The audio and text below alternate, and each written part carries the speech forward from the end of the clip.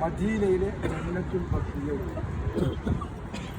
നമ്മളൊക്കെ ഇന്ത്യക്കാരൻ കേരളീയരാണ്. മുത്തുനബി സ്വല്ലല്ലാഹു അലൈഹി വസല്ലം തങ്ങൾ പറഞ്ഞു, നിങ്ങൾ ഖബർ സിയാറത്ത് ചെയ്യണം. അത് നിങ്ങൾക്ക് മരണസ്മരണ എപ്പോഴും നിലനിർത്താൻ അതൊരു കാരണമാകും എന്ന് പറഞ്ഞിട്ടുണ്ട്. എന്നാൽ അതൊക്കെ നമ്മൾ ഏതെങ്കിലും ഒരു മക്കബറയിലേക്കായിരിക്കും പോവുക. ഇനി അജ്മീർ ആണെങ്കിലും നാഗൂരാണെങ്കിലും മുത്തുപേട്ട ആണെങ്കിലും ഉള്ളാളാണെങ്കിലും അങ്ങനെ കേരളത്തിലുള്ള മറ്റു ബസാറുകളിലൊക്കെ ഒരു വ്യക്തിയുള്ള ഒരു ഖബറിലേക്കാണ്. ആ ഒരു ഖബറിൽ തന്നെ ജനങ്ങളുടെ ഇടയിൽ അഭിപ്രായ വ്യത്യാസമുണ്ട്. എന്നാൽ ലോകത്ത് മുസ്ലിങ്ങളിൽ അഭിപ്രായ വ്യത്യാസമില്ലാത്ത വലിയ ഒരു ഖബറിസ്ഥാനാണ് ഈ ഖബറിസ്ഥാൻ. ഇപ്പം നമുക്ക് ഖബറുകളൊന്നും ശരിക്കും കാണൂല. ഇവിടുന്ന് പറയാൻ ചിലപ്പോൾ പ്രയാസം ഉണ്ടായേക്കാം. ആ ഭരണകൂടത്തിന് കീഴിലായി മക്ബറൊക്കെ തച്ച് പൊളിച്ച ആ ഒരു സാഹചര്യത്തിലാണ് വലിയ ഖബറുകൾ ഇന്ന് കാണാതാകുന്നത്. ഈ കാണാൻ പോകുന്ന ഖബറുകളൊക്കെ അങ്ങനെയാണ്.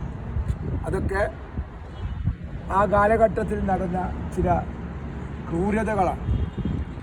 ഏതായാലും ഇവിടെ അനേകം സ്വഹാബികളുണ്ട്, സ്വഹാബിയാത്ത്.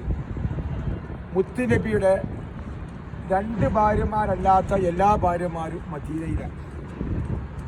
ഒന്ന് മൈമൂന ബീവിയും മറ്റൊന്ന് ഖദീജ ബീവി. ഖദീജ ബീവിയുടെ മക്ബറ കൊണ്ട് അനുഗ്രഹീതമായ സ്ഥലമാണ്.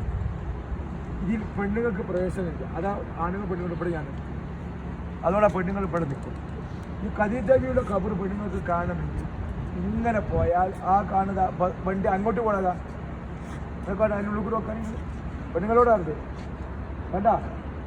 മുട്ടില്ല, ഇങ്ങോട്ട് വരുന്നുണ്ട്, അങ്ങോട്ട് പോയില്ല. ഏതെങ്കിലും അങ്ങോട്ട് പോണ ആ സൈഡിൽ നിന്നാലേ ഖദീജയുടെ ഖബർ കാണും. അപ്പോൾ നടന്ന് പോകണമെന്നുണ്ടെങ്കിൽ അധികപ്പെടുത്തുന്ന യാത്ര കാണിക്കാൻ പോകുന്നുണ്ടെങ്കിൽ ഇങ്ങനെ പോയിട്ട് അങ്ങനെ ആ റൂട്ടുമ്പോൾ കഴിഞ്ഞാൽ ആ സൈഡിലേക്ക് നോക്കിയാൽ ഞങ്ങളാണ് പോയിട്ട് ധാരാളം സ്വഹാബത്ത് ഇതിലുണ്ട്. കേരളീയർക്ക് മറക്കാനാകാത്ത ബാഫക്കി തങ്ങൾ ഉൾപ്പെടെ മർക്കദു സഖാഫത്തി സുന്യ എന്ന മഹത്തായ സ്ഥാപനത്തിന് 1978 ശിലയിട്ട സെയ്ദ് അലി മാലിക് മക്ക ഉൾപ്പെടെ കേരളീയരായ ഉലമാക്കളുമായി അഭേദ്യ ബന്ധം പുലർത്തിയ ഹസൻ ഷദ്ദാദ് തങ്ങളടക്കം അങ്ങനെയുള്ള ധാരാളം കേരളത്തിലെ ഉസ്താദുമാരടക്കമുള്ള പലരുടെയും ഒരു വലിയ മക്ബറയാണ്. ഉമർ റളിയല്ലാഹുവിൻ്റെ മകനായ അബ്ദുല്ലാഹിബ്നു ഉമർ, അതേപോലെ തന്നെ സിദ്ദീഖ് റളിയല്ലാഹുവിൻ്റെ മകൾ തുടങ്ങിയ പലരും. നബി സല്ലല്ലാഹു അലൈഹി വസല്ലമയുടെ 2 ആൺകുട്ടികളുടെയാണ് അബ്ദുള്ളയും ഖാസിം. ഖദീജ ബിയെ കുറിച്ച് ഞാൻ നിങ്ങൾക്ക് പറഞ്ഞു തരേണ്ട ആവശ്യമില്ല. ഈ റമദാനിൽ 10-ലായിരുന്നു അവിടുത്തെ വഫാത്ത്.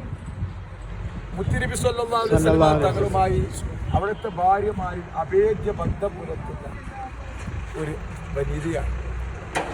നമുക്കൊക്കെ അറിയാം അവിടുത്തെ ആദ്യ ഭാര്യ ഇബ്രാഹിം എന്ന കുട്ടിയല്ലാത്ത ബാക്കി മക്കളൊക്കെ ഈ ഖദീജ ബീവിയിലാണ് ഉണ്ടായിട്ടുള്ളത്.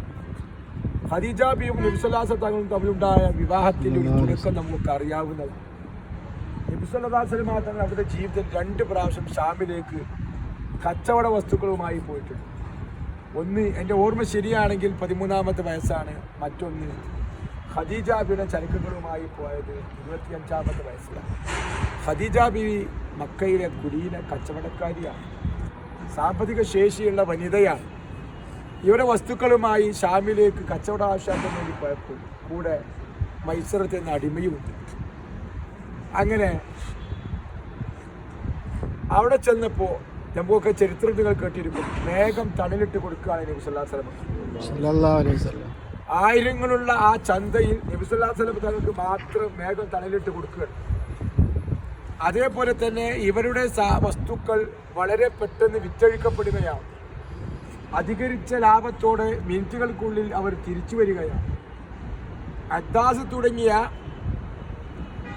മജൂസികളുടെയും നസറാക്കാരുടെയും ഒക്കെ പുരോഹിതന്മാർ അവരുടെ കിതാബുകളിൽ അവർ കണ്ട അടയാളമനുസരിച്ച് ഇത് അവസാന കാലത്ത് വരാൻ പോകുന്ന പ്രവാചകനാണ്, അതുകൊണ്ട് ശത്രുക്കളിൽ നിങ്ങൾ സൂക്ഷിക്കണം എന്ന നിർദ്ദേശം നൽകുകയാണ്.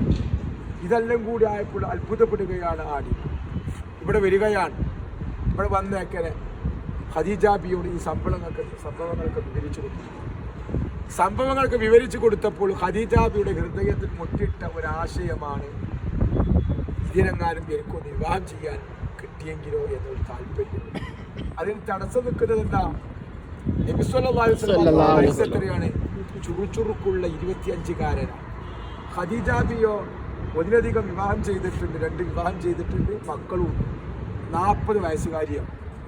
ഇനി പ്രേമിച്ചാൽ തന്നെ 40 വയസ്സുകാരൻ 25 കെട്ടിച്ചു കൊടുക്കും. അപ്പോൾ ഇതിൽ നമ്മളെ സായലെന്തോൻ്റെ പേര് അപ്പോൾ പെണ്ണെട്ടാത്ത ആളാണ്. അപ്പോൾ അവർക്കൊരു 40 ആൾ, അല്ലെങ്കിൽ ഇവരെ 2 മക്കൾ 40 കാലത്തിനെ കുറിച്ച് കിളിവിലാരും കിട്ടൂല. ഇവിടെ ഞാൻ മനസ്സിലാക്കാൻ ഒരു യാഥാർത്ഥ്യം ചിരിക്കാൻ വേണ്ടി പറഞ്ഞതല്ല. നബി സല്ലല്ലാഹു അലൈഹി വസല്ലം വിവാഹത്തെ പലരും ആക്ഷേപിക്കുകയാണ്. ചില കൂലി എഴുത്തുകാരും ചില പ്രാസംഗികന്മാരും ഒരു പെൺ താല്പര്യമുള്ള ആളാക്കി മുത്തുനബിയെ ചിത്രീകരിക്കപ്പെടുകയാണ്.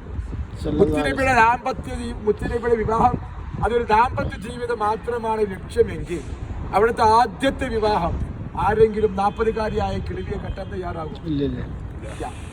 25കാരന് അവിടുത്തെ ഏത് വിവാഹം പരിശോധിക്കുമ്പോഴും അത് കുടുംബത്തെ സംരക്ഷിക്കുന്നത് അനുവദനീയമായ മാർഗത്തിൽ അവരുമായി ഇടപെടുന്നതിന് വേണ്ടി നിർബന്ധ സാഹചര്യം കുടുംബ സംരക്ഷണം മാത്രം മുൻനിർത്തിക്കൊണ്ടുള്ള വിവാഹങ്ങളായിരുന്നു. അതുകൊണ്ടാണ് അതൊന്നിനും ആ വിഷയത്തിൽ പറ്റാത്ത ആളുകളായതുകൊണ്ട് തന്നെയാണ് ഖദീജ ബിയിൽ മാത്രമാണ് സന്താനമുണ്ടായത്. ഇബ്രാഹിം എന്ന കുട്ടി മാരിയത്തുൽ ഖിബ്തിയ എന്ന അതിഥിയിൽ ഉണ്ടായതാണ് നമുക്ക് അറിയാവുന്നത്. അങ്ങനെ നബി സല്ലല്ലാഹു അലൈഹി വസല്ലം ജീവിതത്തിലേക്ക് ആദ്യമായി കന്യകയായി കടന്നു വന്ന ഒരൊറ്റ സ്ത്രീയാണ്. ആയിഷ ബിയുടെ മാത്രം. അപ്പോൾ നബി സല്ലല്ലാഹു അലൈഹി വസല്ലം ഏതായാലും ഖദീജ ബിയുടെ ഈ ആഗ്രഹം കുടുംബത്തെ അറിയിക്കാൻ, അതിൽ ചെന്നുകാണ്ട് ആണ് പോയിക്കാണ്ട് ഒരു പൂ കൊടുത്തുകൊണ്ട് ഐ ലവ് യു എന്ന് പറയാനല്ല, അതെല്ലാം ഉണ്ടായിട്ടുള്ളത്. അങ്ങനെ ഒരു ആഗ്രഹം ബാപ്പയെ അറിയിക്കുകയാണ്, ഉമ്മയെ അറിയിക്കാണ്, കുടുംബത്തെ അറിയിക്കാണ്, കുടുംബം അന്വേഷിക്കുക. എന്നാൽ നമ്മൾ കുറേ പിന്നാലെ അടുത്ത് എനിക്ക് എന്നെ ഇഷ്ടമാണ്, എന്നാൽ എനിക്കും ഇഷ്ടമാണ്, എന്നാൽ പൂ കൊടുക്കുക, എന്നാൽ അതാണ്. എന്നിട്ട് പോലെ നമ്മളിങ്ങനെ കൊല്ലങ്ങൾ പിടിച്ച് നടക്കുകയാണ്. എന്നിട്ട് കെട്ടിയുടെ നേരത്ത് ഒരൊറ്റ ചെക്കന്മാർക്ക് ഒരു പെണ്ണിനെ പറ്റില്ല, ഒരു പെണ്ണിന് ഒരു ചെക്കന് പറ്റില്ല. കാരണം എന്താ? ഓളെടുത്ത് ഒന്നുണ്ട്, ഓൻ്റെ അടുത്ത് വേറെ ഒന്നുണ്ട്. അങ്ങനെയാണ്. എന്നിട്ടാണ് ഓല ആ പൂ കൊടുക്കുന്നത്. അപ്പം ഞാൻ പറഞ്ഞുകൊണ്ട് അങ്ങനെ ഇല്ലെങ്കിൽ അങ്ങനെ ഖദീജ ബി ആഗ്രഹം അറിയിക്കുന്നു, കുടുംബം ബന്ധപ്പെടുന്നു. ചുരുക്കി പറയട്ടെ, അവർ തമ്മിലുള്ള വിവാഹം നടക്കുകയാണ്. വിവാഹം നടന്നതോട് കൂടിയിട്ട് മക്ക ഖദീജ ബിയുടെ വീട്, നമ്മളിപ്പോൾ കണ്ട ആ സ്ഥലത്തിൻ്റെ അടുക്കുള്ള വീട്, അബൂജഹലിന്റെ വീടിൻ്റെയും പ്രസവിച്ചതിൻ്റെയും അടുത്തുള്ള ഖദീജ ബിയുടെ വീട് ഒരു ഇസ്ലാമിക പ്രബോധന കേന്ദ്രമായി മാറുകയാണ്. നബി സല്ലല്ലാഹു അലൈഹി വസല്ലം 11 ഭാര്യമാരുണ്ട്, മരിക്കുന്ന സമയത്ത് 9 ഭാര്യമാരുണ്ട്. എങ്കിൽ ഒരു വീട് എന്ന സംവിധാനം ചുറ്റുപാടും ഖദീജ ബിക്ക് മാത്രമാണ്. അതെന്നെ മുത്തുനബി സല്ലല്ലാഹു അലൈഹി വസല്ലമയുടെ പൈസ കൊണ്ട് ഉണ്ടാക്കിയതുമല്ല, ചുരുക്കി പറയട്ടെ. ഖദീജ ബിക്ക് മാത്രമാണ് ഒരു 4 റൂമുള്ള, ഗസ്റ്റുകളെ സ്വീകരിക്കാനും ഉറങ്ങാനുള്ള, അതേപോലെ തന്നെ മജ്ലിസും പ്രയർ ഹാളും ഒക്കെ ആയിട്ടുള്ള ഒരു 4 വീടുള്ള സംവിധാനം. നമ്മളൊക്കെ ഇന്ന് താമസിക്കുന്ന വലിയ സുഖത്തിലും സന്തോഷത്തിലാണ്. പൂർവികരിലേക്ക് വന്ന് നമ്മൾ മനസ്സിലാക്കിപ്പോണം. ഇപ്പം എനിക്കൊക്കെ ഞാനിപ്പോൾ നിങ്ങളോട് എൻ്റെ പരാതി നിങ്ങളോട് പറയാൻ പറ്റില്ലല്ലോ, നിങ്ങളുടെ പരാതി എന്നോടല്ലാണ്ട് ഞാൻ എൻ്റെ പരാതി അറിയിക്കാം. കാരണം എന്താ, ഇപ്പോഴത്തെ ആ താമസം നമുക്കൊക്കെ ഇങ്ങനെ മനസ്സ് കുടിക്കുക. ഇടയ്ക്ക് ഞാൻ ഓർമ്മപ്പെടുത്തുകയാണ്, മക്കയിലായതുകൊണ്ട് ഞാൻ കുടുങ്ങിയിട്ട് നിൽക്കുകയാണ് എന്നൊരു ചിന്ത ഉണ്ടാകാൻ പാടില്ല. ആരുടെ നമ്മളെ വലിയൊരു ദോഷം സംഭവിക്കുന്നത് സംഗതി താമസത്തിൽ നമ്മളത്തോളം നമ്മളെ സുഖത്തിൻ്റെയും സൗകര്യത്തിൻ്റെയും അടിസ്ഥാനത്തിൽ അത് ചിലപ്പോൾ ഒരു വിഷമം സൃഷ്ടിച്ചേക്കാം. പക്ഷെ ബാച്ചിലറെ സംബന്ധിച്ചോളം എന്തുകൊണ്ടാണ് ഈ നല്ല ഫുഡ് എന്ന് പറയുന്നത്, എന്തുകൊണ്ടത് സുഖമാണ് ഓല് അതിലും വലിയ ബുദ്ധിമുട്ടിൽ ജീവിക്കുന്നവരാണ് ഈ പ്രവാസ ലോകത്ത്. സ്ത്രീകളെ സംബന്ധിച്ചിടത്തോളം ഓല് ചിലപ്പോൾ ഇതൊന്നും കണ്ടിട്ടുണ്ടാവില്ല, ഒരിങ്ങനൊക്കെ ഒന്നും ആയിട്ടുണ്ടാവില്ല. അവർ ഇന്നത്തെ പൂർവികരാണെങ്കിൽ അതിൽ ഒരു വലിയ വിഷമം സൃഷ്ടിച്ചവരാണെങ്കിൽ ആയിരിക്കും അവർക്ക് അതിൻ്റെ ബുദ്ധിമുട്ട് പ്രയാസക്കാരില്ല. ഇപ്പം ഈ വളർന്നു വരുന്ന ഈ കുട്ടികൾ ഓർക്കിതൊന്നും അറിയില്ല. എന്നാൽ ഞാനൊക്കെ പട്ടിണി എടുത്താണ്, എനിക്കതുകൊണ്ട് എല്ലാ വിഷമങ്ങളും അറിയാം. അപ്പം അതുകൊണ്ട് യാത്ര എന്ന് പറയുമ്പോഴും അല്ലെങ്കിൽ ഇതൊക്കെ ഇതിൻ്റെ ഒരു ഭാഗമാണ്. അതൊക്കെ സഹിക്കാനും അതിനോട് സഹകരിക്കാനും ഒക്കെ നമ്മൾ മനസ്സിനെ പാകപ്പെടുത്തണം. അതോടൊപ്പം ഇഖ്ലാസിൽ നിന്ന് ഒരു കുറവും ഈ വിഷയത്തിൽ ഉണ്ടാകരുത് എന്ന് ഇടയ്ക്ക് വെച്ച് ഞാൻ ഓർമ്മപ്പെടുത്തുന്നു. അങ്ങനെ നബി സല്ലല്ലാഹു അലൈഹി വസല്ലം തങ്ങൾ ഈ വിവാഹത്തോടു കൂടി ഒരു ഇസ്ലാമിക പ്രബോധന കേന്ദ്രമായി മാറുകയാണ്. ഖദീജ ബീവി നബി സല്ലല്ലാഹു അലൈഹി വസല്ലമയുടെ ജീവിതത്തിന് എല്ലാമായി മാറുകയാണ്. മറ്റു ഭാര്യമാരിൽ നിന്ന് വ്യത്യസ്തമായി നബി സല്ലല്ലാഹു അലൈഹി വസല്ലം തങ്ങൾക്ക് താങ്ങും തണലുമായി പ്രവർത്തിച്ച വനിതയാണ്. ഒരു ഘട്ടത്തിലല്ല. ഇൻഷാ അല്ലാഹ് നാളേക്കുള്ള സിയാറത്തിൽ പറയാൻ പോകുന്ന ചില രംഗങ്ങളുണ്ട്. ഖുർആൻ ഇറങ്ങി അവിടുന്ന് വിഷമിച്ച് വന്നപ്പോഴടക്കം, അതേപോലെ തന്നെ വഹി ലഭിച്ചപ്പോഴടക്കമുള്ള പല സംഭവങ്ങളിലും ഖദീജ ബിയുടെ ആശ്വാസത്തിന്റെ വചനം നബി സല്ലല്ലാഹു അലൈഹി വസല്ലം തങ്ങളുടെ ജീവിതത്തിൽ വലിയ പ്രചോദനമേകിയിട്ടുണ്ട്. ഒരു ഭാര്യയും ഭർത്താവും തമ്മിൽ എങ്ങനെയായിരിക്കണം എന്നതിന്റെ ഉത്തമം ഉദാത്തമായ മാതൃകയാണ് ഖദീജ ബി. അതുകൊണ്ട് ഞാൻ ഓർമ്മപ്പെടുത്തുകയാണ്, ഖദീജ ബിയെ കുറിച്ച് സ്ത്രീകൾ നന്നായി കേൾക്കണം, സ്ത്രീകൾ നന്നായി പഠിക്കണം, മനസ്സിലാക്കണം. അപ്പോഴേ ഭാര്യ ഭർത്ത ജീവിതത്തെക്കുറിച്ച് നമുക്ക് മനസ്സിലാക്കാൻ കഴിയുള്ളൂ. അതുകൊണ്ടാണല്ലോ നബി സല്ലല്ലാഹു അലൈഹി വസല്ലം ഖദീജ ബിയുടെ വഫാത്ത് വരുന്നത് നബി സല്ലല്ലാഹു അലൈഹി വസല്ലമയുടെ 50-ാമത്തെ വയസ്സിലാണ്. ഏതായാലും വേണ്ട ആ വഫാത്തിന് പറയപ്പെടുന്ന ആ വഫാത്തിന്റെ വർഷത്തിന് പറയപ്പെടുന്ന ഒരു പേര് ആർക്കെങ്കിലും അറിയാൻ പേര് എന്താണ്? ആമുൽ ആമുൽ ഹുസ്ൻ. എന്താ? ടെൻഷൻ, ദുഃഖത്തിന്റെ, വിരഹത്തിന്റെ വർഷം എന്താ? ഖദീജ ബിയുടെ വഫാത്തായിരുന്നു. ഖദീജ ബീവി വഫാത്തിന് ശേഷം പോലും നബി സല്ലല്ലാഹു അലൈഹി വസല്ലം തങ്ങൾ ഖദീജ ബിയുടെ സ്നേഹിതകളെ വിളിച്ച് ഭക്ഷണം കൊടുത്തിരുന്നു. മറ്റു ഭാര്യമാരുടെ ഖദീജ ബിയുടെ മദ്ഹുൽ പറഞ്ഞിരുന്നു. അതൊക്കെ ഖദീജ ബിയുമായിട്ടുള്ള ഒരു ബന്ധം ഇടയ്ക്ക് വെച്ച് ഞാൻ ഓർമ്മപ്പെടുത്തുകയാണ്. നമ്മളെ ഉപ്പ മരിച്ചു, പലരുടെയും ഉപ്പമാർ മരിച്ചു, പലരുടെയും ഉമ്മമാർ മരിച്ചു. അവരൊരു ആണ്ടിൻ്റെ അന്ന് പോലും നമുക്ക് ഒരു യാസീൻ ഓതി ദ്വാരക്കാൻ പലപ്പോഴും നമുക്ക് സാധ്യമല്ല. ഒരു ഉസ്താദിനെ വിളിച്ച് ദ്വാരിപ്പിക്കാൻ നമുക്ക് പലപ്പോഴും സാധ്യമല്ല. എന്നാൽ എത്ര സ്വാലിഹ്യങ്ങളുടെ ചരിത്രം നോക്കുമ്പോൾ ഉമ്മ മരിച്ചാൽ ആ ഉമ്മയുടെ സിനിതകളൊക്കെ വിളിച്ച് ഭക്ഷണം നൽകിയിരുന്നു. ഉപ്പ മരിച്ചാൽ ആ ഉപ്പയുടെ സിനിതമാരൊക്കെ വിളിച്ച് ഭക്ഷണം നൽകിയിരുന്നു. ഇനി നമ്മളതൊക്കെ മറന്നുപോയി. കാരണം ഒരു 50 ഉറുപ്പിക ചിലപ്പോൾ ആ ഉസ്താദിന് കൊടുക്കും. ഇനി ഉസ്താദ് വേണ്ട, നമ്മൾ വീട്ടിലാണെങ്കിൽ കുടുംബക്കാരൊക്കെ ഒന്ന് വിളിച്ച് എല്ലാവരും കൂടി ഒരു യാസീൻ ഓതി ദ്വാരിക്കാൻ പലപ്പോഴും ആ ഉപ്പയെ മുഖേനയാണ് ജീവിച്ചിട്ടുള്ളത്.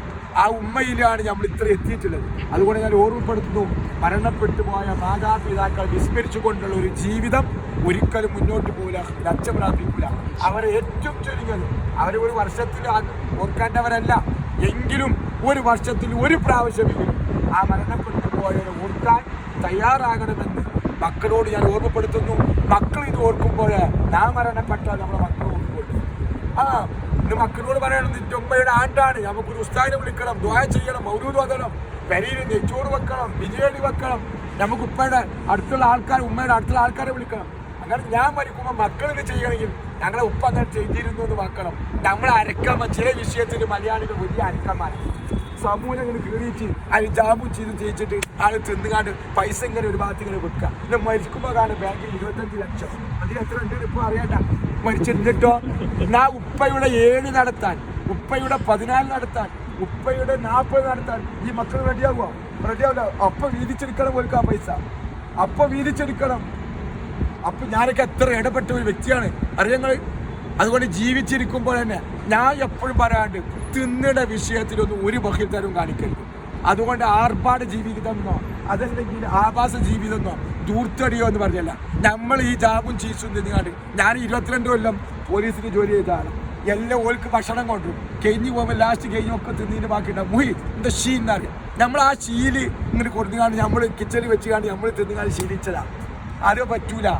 നമ്മൾ ജീവിതത്തെക്കുറിച്ച് പഠിക്കണം, നമ്മൾ മനസ്സിലാക്കണം.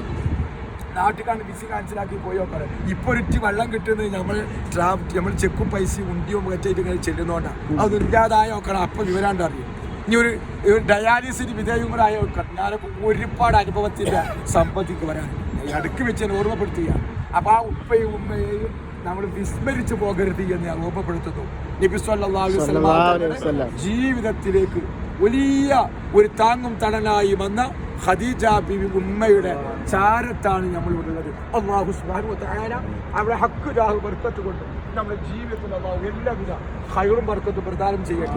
ഈ സന്ദർശിച്ച കാരണമായി അവരോടൊത്ത് നാളെ ജന്നത്തുൽ ഫിർദൗസ് എന്ന സ്വർഗ്ഗത്തിൽ അല്ലാഹു പ്രവേശിക്കാൻ ഈ സന്ദർശനം ഒരു കാരണമായി അല്ലാഹു സ്വീകരിക്കും. നമ്മുടെ സ്ത്രീകളുണ്ട്, ഉമ്മമാരും ആ ഉമ്മഹാത്തുൽ മുഅ്മിനീങ്ങളോടൊത്ത് അവരെ അല്ലാഹു തആല സ്വർഗ്ഗത്തിന്റെ അവകാശികളെ ഉൾപ്പെടുത്തി അനുഗ്രഹിക്കുമാറാകട്ടെ. നമ്മുടെ എല്ലാ ഉദ്ദേശവും അല്ലാഹു നിറവേറ്റി തരട്ടെ. ആവശ്യങ്ങളൊക്കെ അല്ലാഹു പൂർത്തീകരിച്ചു തരട്ടെ. ഇവിടെ സിയാറത്ത് ചെയ്ത ഒറ്റ ഹക്ക് ജാഹ് ബർക്കത്ത് കൊണ്ട് മാരക രോഗം കൊണ്ട് റബ്ബ് നമ്മെ പരീക്ഷിക്കാതിരിക്കട്ടെ. പൈസ വേണമെന്നില്ല, ശരീരത്തിന് ആഫിയത്ത് ഉണ്ടായാലും അല്ലാഹു തആല രോഗത്തിന്റെ അടുക്കം നമ്മുടെ ശരീരത്തിലുണ്ടെങ്കിൽ ഖദീജ ഉമ്മയുടെ ഹക്ക് ജാഹ് ബർക്കത്ത് കൊണ്ട് അല്ലാഹു തആല അത് കരിച്ചു കളയട്ടെ. രോഗങ്ങളെ തൊട്ട് റബ്ബ് നമുക്ക് പൂർണ്ണ ശിഫ നൽകട്ടെ. ജോലിയില്, കച്ചവടത്തില്, മക്കളില്, സ്വത്തില്, വീട്ടില് അല്ലാഹു തആല എല്ലാവിധ ഖൈറും ബർക്കത്തും പ്രദാനം ചെയ്യും.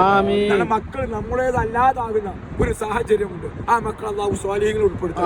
മുത്തുനബിയെ സ്നേഹിക്കുന്ന, ഖദീജ ഉമ്മയെ സ്നേഹിക്കുന്ന മക്കളാക്കി നമ്മുടെ മക്കൾ അല്ലാഹു തആല തമ്മാടികളാക്കാതിരിക്കട്ടെ. മദ്യത്തിന്റെയും മയക്കുമരുന്നിന്റെയും വിചാരത്തിന്റെയും പ്രേമത്തിന്റെയും മക്കളാക്കാതിരിക്കട്ടെ. മാതാപിതാക്കളെ അനുസരിക്കുന്ന സ്വാലിയായ മക്കളാക്കട്ടെ. തങ്ങൾ പഠിപ്പിച്ചു, നാളെ പരലോകത്ത് ഉപകരിക്കുന്ന 3 സംഗതി. ആ 3 സംഗതിയിൽ ഒന്ന് പറഞ്ഞത് വലതും സ്വാലും നിർത്തിയിട്ടില്ല. സ്വാലിയായ സന്താനം എന്ന് പറഞ്ഞ് നിർത്താതെ അവർക്ക് വേണ്ടി ദുആ ചെയ്യുന്ന സുന്നത്ത് ജമാഅത്തിന്റെ മക്കളാക്കണമെന്നാണ് മുത്തുനബി സ്വല്ലല്ലാഹു അലൈഹി വസല്ലം പഠിപ്പിച്ച. അവർക്ക് വേണ്ടി ദുആ ചെയ്യണം. അങ്ങനത്തെ മക്കളാക്കി നമ്മളെ മക്കൾ അല്ലാഹു തആല വളർത്തും. ഇത് ദുആ ചെയ്യുന്നു. നമുക്ക് ആണുങ്ങൾക്കൊക്കെ